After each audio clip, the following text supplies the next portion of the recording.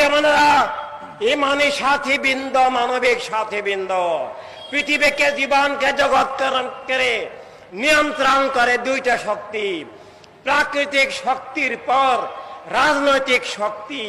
এই রাজনীতি আজকে মিথ্যা এবং জুলুমের হাতে, রাষ্ট্র এখন মিথ্যা জুলুমের ধারকদের হাতে।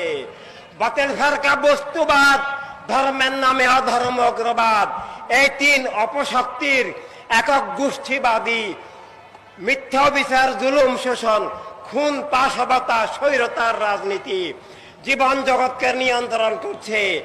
আমরা যদি মানবিক মানুষ হই তাহলে আমরা এই একক গোষ্ঠীবাদী রাজনীতি, ধর্মের নামে অধর্ম অগ্রবাদী রাজনীতি, বস্তুবাদী জাতীয়তাবাদী অপরাজনীতি আমরা মেনে নিতে পারি না। আর যদি তা মেনে নেই, আমাদের ইমানি অস্তিত্ব, ধর্মীয় অস্তিত্ব, মানবিক অস্তিত্ব কিছুই থাকে না। আমরা তখন স্রষ্টার শত্রু, সৃষ্টির শত্রু, খুন, জুলুম, অবিচার, মিথ্যার ধারকে পরিণত হয়ে যায়।